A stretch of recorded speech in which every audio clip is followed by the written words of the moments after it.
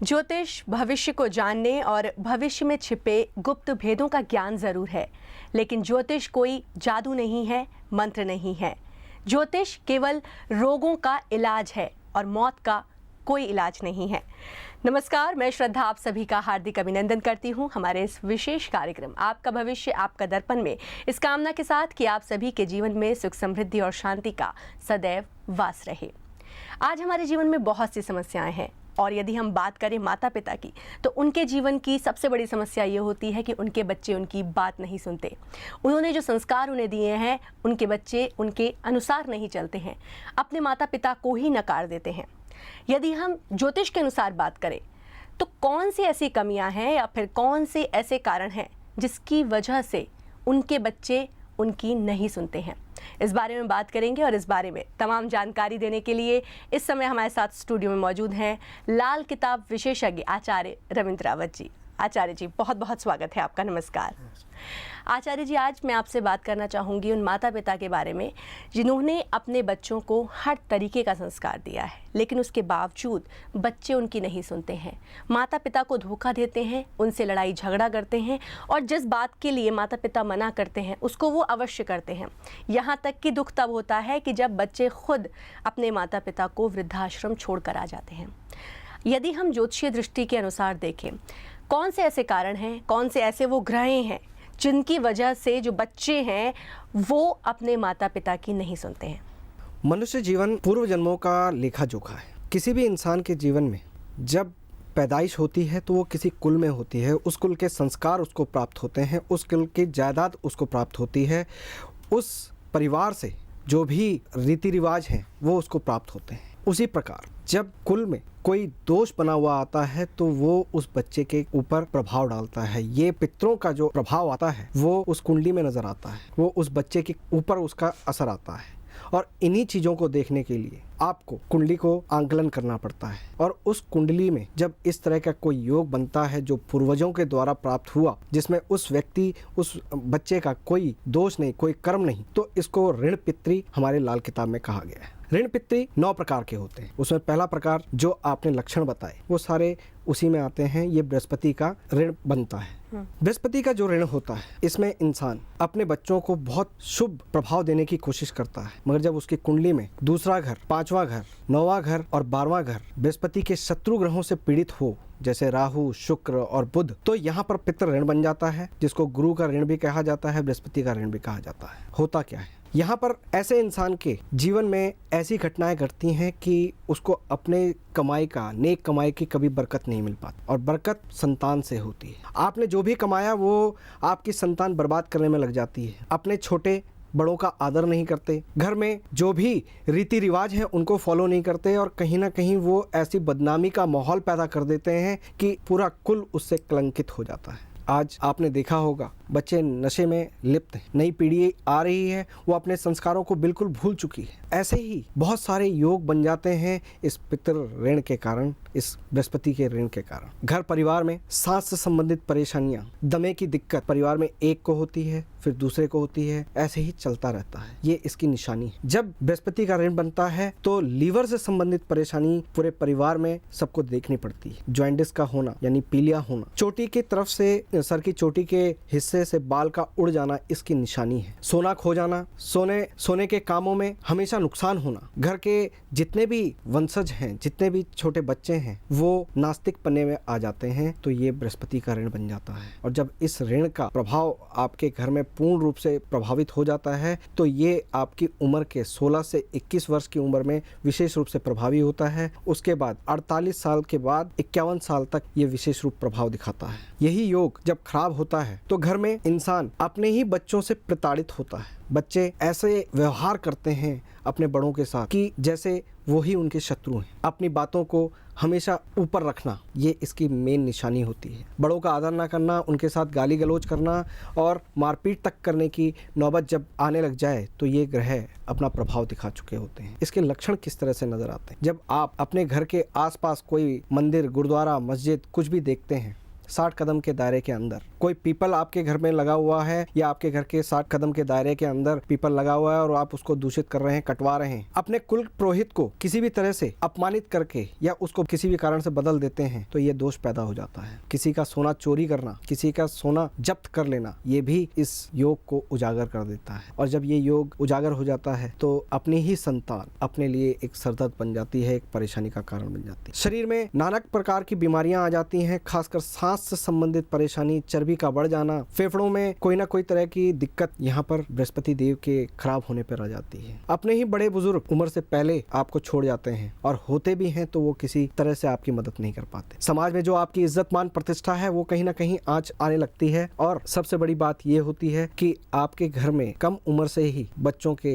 बड़ों के, सबके बाल सफेद होने शुरू हो जाते। ये कुछ निशानियां हैं जो इस योग को उजागर करती है, इस दोष को उजागर करती है, इस ऋण को उजागर करती है। एक बात मैं और जानना चाहूँगी कि माता पिता वही हैं, उनके 2 बच्चे हैं, एक बच्चा बहुत अच्छा है, उन्होंने जो संस्कार उसे दिए हैं उसी के अनुसार वो चल रहा है, लेकिन दूसरा बच्चा जो है वो बिल्कुल भी उनके अनुसार नहीं चल रहा है। दोनों एक ही घर में पले हैं, एक ही घर में बड़े हुए हैं, लेकिन उसके बाद भी दोनों के नेचर में इतना चेंज कैसे है?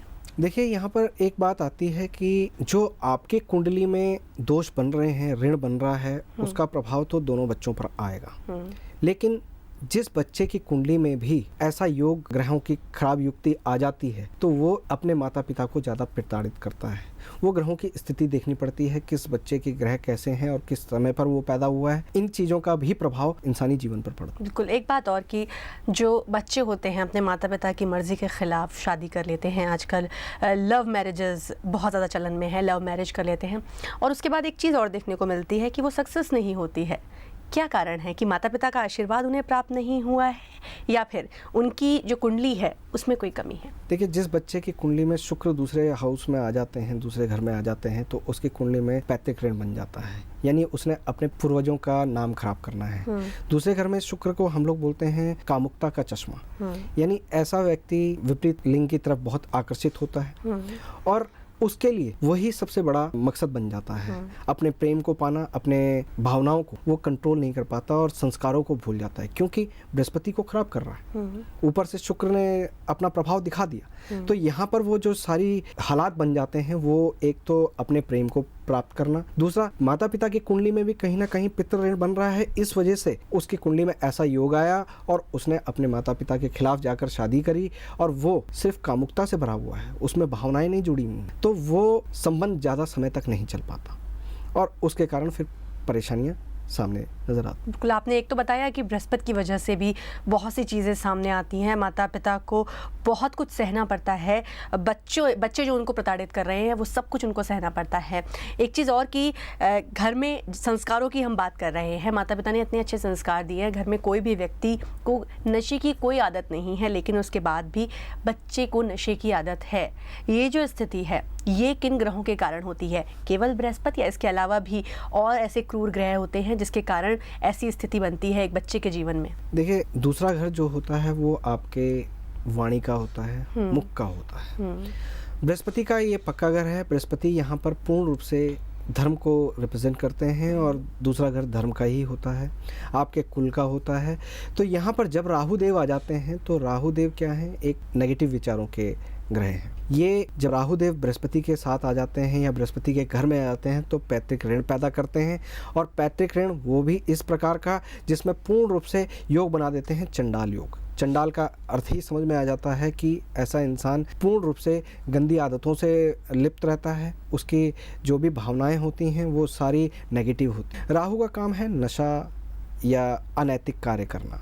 वाणी के स्थान पर यानी मुंह से वो कोई ऐसा नशा करना शुरू कर देता है, वाणी में उसके शब्द इतने खराब हो जाते हैं, गाली गलौज करना, अपने पितरों का सम्मान ना करना और वाणी के द्वारा सारी चीज़ों को खराब करना। शराब, अंडा, मांस, मच्छी, तो एक छोटी बात आ जाती है। यहाँ तक कि राहु जब दूसरे घर में आ जाता है तो बृहस्पति को इतना प्रताड़ित कर देते हैं कि उनको बुरी संगत की आदत पड़ जाती है, ड्रग्स वगैरह लेना शुरू कर देते हैं। तो यहाँ पर बृहस्पति खराब हो रहे हैं राहु के कारण। तो इस राहु ने जो पैतृक दोष बनाया उसका इफेक्ट इस रूप से आया। बच्चा यदि सही राह पर नहीं चल रहा है, माता पिता की नहीं सुन रहा है, ये जो स्थिति है कि ग्रह खराब चल रहे हैं, बृहस्पति के कारण है, या फिर आपने बताया कि वाणी पर कभी कभी नियंत्रण नहीं रहता है, बच्चा कुछ भी बोल देता है अपने माता पिता से, ये जो स्थिति है इसको कैसे ठीक किया जा सकता है? बृहस्पति का ऋण जब भी बन रहा हो, इस तरह के हालात बन रहे हों, बच्चा आपके कहे पर ना चल रहा हो, वाणी के दोष बन रहे हों, या किसी नशा पत्ती में वो लिप्त हो जाए, तो ऐसे में अपने कुल खानदान में जितने भी खून के रिश्तेदार हैं उन सबसे पैसा बराबर मात्रा में इकट्ठा करें और उसको किसी तीर्थ स्थान पर जाकर अर्पित करें। ये 43 हफ्ते आप लगातार करें तो ये पितृ ऋण का पूर्ण उपाय बनता है, बृहस्पति ऋण का पूर्ण उपाय बनता है। इसके अलावा 2 किलो चावल लेकर उसमें एक चांदी की ठोस गोली डाल लें और दूसरी एक गोली लें सेम नाप की, सेम वजन की, और उसमें एक कुंडा लगवाकर बच्चे के गले में डलवा दें। जो चावल आपने लिए हैं उनको हल्दी में पीला करना है और एक सफ़ेद कपड़े में बांध के अपने घर की तिजोरी में रख देना है। इसको करने के बाद आपके राहु देव यहाँ से पूर्ण रूप से शांत हो जाते हैं। और साथ में आपको अगर बुध से संबंधित परेशानी आ रही है, यानी बच्चा कहीं हकला रहा है, किसी तरह से उसकी वाणी में पूर्ण प्रभाव नहीं आ रहा है, अपनी बुद्धि का पूर्ण प्रयोग नहीं कर पा रहा, किसी भी तरह से उसकी जो बुद्धि है वो उल्टे कामों में ज़्यादा लग जाती है, वो आपकी ना सुनकर बाहर वालों की ज़्यादा सुनता है, तो ऐसे में करना क्या है कि मशरूम लेने हैं और उसको एक मिट्टी के बर्तन में रखकर धर्म स्थान पर पहुंचाते रहना है। ये आपने हफ्ते में या महीने में एक बार करना है। जब इस तरह की स्थिति आ जाए कि बच्चा आपकी बात के खिलाफ प्रेम प्रसंगों में ज़्यादा लिप्त हो जाता है, अपनी पढ़ाई की तरफ ध्यान नहीं देता है, तो 2 किलो आलू हल्दी में पीले करके उनको गाय को खिलवाना चाहिए। शुक्रवार के दिन ऐसा करने से ये जो एक कामुकता का चश्मा आपके संतान के आंखों पे आ जाता है वो पूर्ण रूप से हट जाता है। इसी प्रकार आप इस बृहस्पति के लिए अपने बच्चे को दूध में केसर मिलाकर पिलाते रहें, दिन के समय ये कार्य करते रहें। इस बुरे योग से, इस पैतृक ऋण से आपको काफ़ी हद तक निजात मिल जाए। बिल्कुल, तो ये तो उपाय हैं जिनको कर सकते हैं और पैतृक ऋण से जो है छुटकारा हमें मिल सकता है। यहाँ पर दर्शकों से कहना चाहूँगी कि आपको भी यदि लग रहा है कि आप भी पैतृक ऋण के कारण आपके जीवन में परेशानियाँ आ रही हैं, दिक्कतें आ रही हैं, तो आप एक बार आचार्य जी से अवश्य संपर्क करें। आचार्य जी, एक बात मैं जानना चाहूँगी, पैतृक ऋण आपने बताया कि जो हमारे पिछले जन्म के कर्म है वो हम भुगत रहे हैं, उसके कारण ये तमाम तरीके की दिक्कतें आ रही हैं। हम व्यक्ति विशेष को गुनहगार नहीं ठहरा सकते हैं क्योंकि उसे भी नहीं पता कि वो क्या कर रहा है। पैतृक ऋण आने वाले जन्म में हम पर ना चढ़े, इसके लिए हमें कौन कौन सी सावधानियां बरतनी चाहिए? हमारे जो कुल के पुरोहित होते हैं उनका सम्मान करना सबसे ज़्यादा जरूरी हो जाता है पैतृक ऋण के लिए, और कुल पुरोहित का आशीर्वाद लेते रहना। अपने किसी कुल के जो ब्राह्मण हैं, बुजुर्ग ब्राह्मण हैं, उनके पैरों को छूकर आशीर्वाद लें और उनसे प्रार्थना करें कि वो ऐसा आशीर्वाद दें कि हम इस ऋण से मुक्त हो जाएं। इस तरह का आशीर्वाद लेना और उनका आशीर्वाद देना आपको इस योग से बचाता है। इसके अलावा जो कई लोग ऐसे भी हैं आज के समय पर जो अपने कुल पुरोहित को प्राप्त नहीं कर सकते या उनको उनकी जानकारी नहीं है, तो वो किसी भी ऐसे मंदिर में जाएं जहां पर कोई वृद्ध ब्राह्मण बैठा हो, पूजा पाठ करता हो, तो उसके चरणों में अपना शीश झुकाएं। चने की दाल, पीली चीज़ें, हल्दी की गांठें, सोना इत्यादि जो भी अपनी क्षमता से बन सकता है वो समय समय पर महीने, 2 महीने, 3 महीने में या साल में एक बार कम से कम वो चढ़ाकर अर्पित करें और उसके बाद उनसे आशीर्वाद ले, तो इस योग से उनको मुक्ति पूर्ण रूप से मिल जाती है। बिल्कुल, इन उपायों को, छोटे छोटे उपायों को यदि हम करते हैं और सम्मान करते हैं अपने कुल पुरोहितों का, तो आने वाले जन्म में हमें पैतृक ऋण नहीं चुकाना पड़ेगा और जीवन में किसी भी तरह की कोई समस्या नहीं आएगी। वर्तमान समय में यदि आपके जीवन में कोई भी समस्या चल रही है तो आप आचार्य जी से संपर्क कर सकते हैं। उसके लिए उनके संपर्क सूत्र बार बार आप फ्लैश किए जा रहे हैं।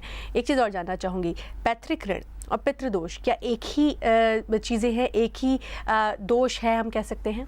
पितृ ऋण और पैतृक दोष शब्द अलग अलग हैं। लाल किताब में जो ऋण पितृ कहा गया है वो 9 प्रकार के होते हैं, 9 ग्रहों से बनते हैं। ठीक है, जब भी किसी ग्रह के पक्के घर में कोई उसके शत्रु ग्रह आ जाते हैं तो वो एक प्रकार का ऋण निर्मित करते हैं जिसको हम लोगों ने ऋण पितृ बोला है। और हर पितृ ऋण का एक नाम है, जैसे बृहस्पति का ऋण हम लोग पैतृक ऋण बोलते हैं, सूर्य का ऋण आता है तो उसको हम लोग स्व ऋण बोलते हैं, इसी तरह से मंगल का ऋण आता है तो मंगल के लिए पारिवारिक ऋण बोलते हैं।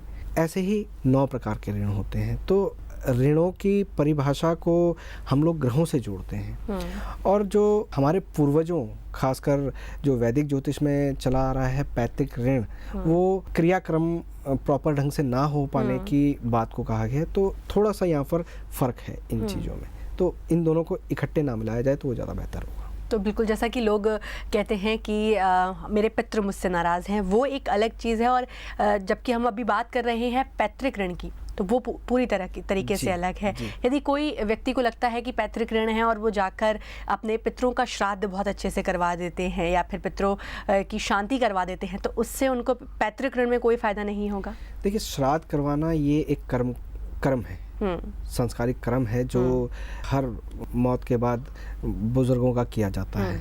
ये संस्कार हैं, इनको संस्कार कहा जाता है। मगर जब ग्रहों की बात आ जाती है, कुंडली की बात आ जाती है, तो वहाँ पर 9 ग्रहों के अलग बात आ जाती है, उनको अलग तरीके से किया जाता है। तो उसको और इसको जोड़ा ना जाए। बिल्कुल, तो उसको और इसको हम जोड़ नहीं सकते। पितृदोष भी अलग है, पैतृक ऋण बिल्कुल अलग है। जैसे आपने अभी पैतृक ऋण की बात की, अभी हम बृहस्पति की बात कर रहे हैं। अब हमने देखा है कुछ लोगों का बृहस्पति यदि ठीक नहीं होता है, या तो वो दान करते हैं या फिर उनका बृहस्पति अच्छा होता है। जैसा कि कहा जाता है कि जो भी आपका ग्रह अच्छा है उसके हिसाब से आपको रत्न पहना दिया जाता है। तो यदि किसी के जीवन में पैतृक ऋण है तो उसको दान करना चाहिए या उसको रत्न पहनना चाहिए? जैसा कि हमने अमूमन तौर पर देखा है कि कुछ लोग पुखराज धारण कर लेते हैं। देखिए, ग्रहों की जहाँ बात आती है तो लाल किताब का तो सीधा सा मानना एक ही चीज़ का है कि जो अच्छे ग्रह हैं, जो आपको पूर्ण रूप से फ़ायदा दे रहे हैं, उन ग्रहों की रेजेस को आप जितना बढ़ाएंगे आपके लिए फ़ायदेमंद होगा। और जो ग्रह आपके लिए ख़राब हैं, जो नीच के हैं, उनका रत्न पहनना आपके लिए नुकसानदायक होगा या उनको मजबूत करना आपके लिए नुकसानदायक होगा। जहाँ रत्नों की बात आती है तो रत्न एक काम करते हैं पावर को बढ़ाने का, उन रेजेस को आकाशमंडल से वो कैप्चर करते हैं और आपकी बॉडी में वो ट्रांसफ़र करके उस रेजेस को बढ़ा देते हैं। अगर ऐसे में अगर आप देखते हैं कि आपकी कुंडली में पैतृक ऋण बन रहा है, तो यहाँ पर सिर्फ पैतृक ऋण के कारण हम उस बृहस्पति को बल देने के बजाय अगर हम पहले बृहस्पति की स्थिति देख लें, बृहस्पति किस स्थान पर बैठे हुए हैं, वो पीड़ित हो रहे हैं, ये हम मान चुके हैं क्योंकि ऋण बन गया। लेकिन क्या वो खुद से पीड़ित हैं, खुद से खराबी में बैठे हुए हैं? तो उसके लिए हमको कुंडली में बाकी के आंकलन को देखना पड़ता है, बृहस्पति की स्थिति को देखना पड़ता है। उसके बाद हम रत्न को डालने की हिदायत देते हैं। जैसा कि आपने बताया, जैसे बच्चे जो हैं अपने माता पिता की नहीं सुनते हैं, हम कह सकते हैं कि उनसे बहस करते हैं, उनकी कोई भी बात नहीं मानते हैं। बुध जो है वो वाणी का कारक है, और यदि बुध ठीक नहीं है तो ये एक बहुत जाहिर सी बात है कि व्यक्ति विशेष जो भी है उसकी वाणी नियंत्रण में नहीं होगी। वो क्या बोल रहा है उस व्यक्ति विशेष को नहीं पता है। ऐसी स्थिति में बुध के हमें कौन से और उपाय करने चाहिए? देखिए, बुध तो एक बहुत छलावे वाले ग्रह हैं, क्योंकि इंसान कर्म अपने पुरुषार्थ से करता है, मौका उसको भाग्य भगवान देता है। लेकिन जो बुद्धि है वो एक छलावा करती है इन दोनों के मेल को, और वहीं पर कहीं ना कहीं कहानी बिगड़ती है।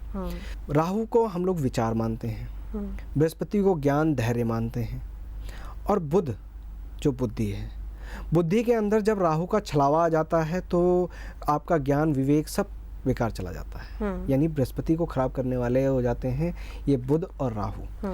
तो बुध की स्थिति को ठीक करने के लिए सबसे पहले राहु की स्थिति देखनी बहुत ज़रूरी है। राहु किसी तरह का छलावा आपके जीवन में नहीं डाल रहे हैं। मान लीजिए आपने कुंडली में देख लिया कि बुध दूसरे घर में बैठे हुए हैं और ये बृहस्पति को ऋण बना रहे हैं, तो यहाँ पर बुध के अलावा आपको राहु की चीज़ों का भी परहेज करना पड़ेगा। जो बच्चा जिसकी वाणी में खराबी आ रही है वो वाणी के अपशब्द यूज़ करता है, अपनी बुद्धि का प्रॉपर यूज़ नहीं कर पाता, दूसरों के छलावे में बहुत जल्दी आता है, मगर अपने घर वालों को बहुत कुछ बुरा भला कह देता है, तो ये बुध की नेगेटिव होने की निशानी है। लेकिन यहाँ पर राहु की स्थिति देखने के लिए देखना बहुत ज़रूरी है, या फिर राहु किसी न किसी रूप से बुध को खराब कर रहा होता है। राहु का खराबी किस तरह से पैदा होती है? वो अपने कर्म के द्वारा। वो किस तरह से कि आप घर में ख़राब इलेक्ट्रॉनिक सामान रखने लगते हैं, रात को लेट सोना शुरू कर देते हैं, आपका जो डेली रूटीन है वो कहीं ना कहीं डिस्टर्ब होना शुरू हो जाता है, आपके पेट में गैस वायु विकार बननी शुरू हो जाती है, और इससे बुद्धि पे सीधा सीधा प्रभाव पड़ता है। गैस जो होती है वो हल्की होती है और वो सर पे चढ़नी शुरू हो जाती है, आपके पेशेंस को ख़राब कर देता है। और यहाँ पर इसीलिए लाल किताब में चीज़ों को बोला गया है कि बुध और बृहस्पति जब भी मिलते हैं तो राहु स्वभाव दे देते हैं, यानी ज्ञान और चालाकी जब मिल जाती हैं तो वो इंसान को भ्रमित कर देती है, कुछ ना कुछ षड्यंत्रकारी बना देता है, जो राहु का रूप है। बिल्कुल, तो इसके लिए हमें राहु की पोजीशन, राहु की स्थिति देखना बहुत ज़रूरी है। हो सकता है आपके जीवन में भी यही समस्या चल रही है, हो सकता है आपने पितृदोष की पूजा भी करवा ली हो, लेकिन कहीं आपके जीवन में पैतृक ऋण तो नहीं है, उसको दूर करना बहुत ज़रूरी है, उस ऋण को चुकाना बहुत ज़रूरी है। यदि आपको लगता है ये लक्षण आपके जीवन में चल रहे हैं तो आप भी आचार्य जी से संपर्क कर सकते हैं। उनके संपर्क सूत्र बार बार आप फ्लैश किए जा रहे हैं। आचार्य जी हर चीज़ के बारे में इतनी बारीकी से बताने के लिए कि कैसे हम पैतृक ऋण से छुटकारा पा सकते हैं, क्यों पैतृक ऋण होता है, बहुत अच्छा लगा आपसे बातचीत करके। स्टूडियो में आप आए अपना मूल्य समय लेकर, उसके लिए आपका बहुत बहुत धन्यवाद। नमस्कार। और फिर होगी आप सभी से मुलाकात, फिर हम जानेंगे कि कैसे अपने जीवन के हर ऋण को हम चुका सकते हैं, हर ऋण से हम छुटकारा प्राप्त कर सकते हैं। पर फिलहाल मुझे मेरी पूरी टीम को दीजिए इजाज़त। नमस्कार।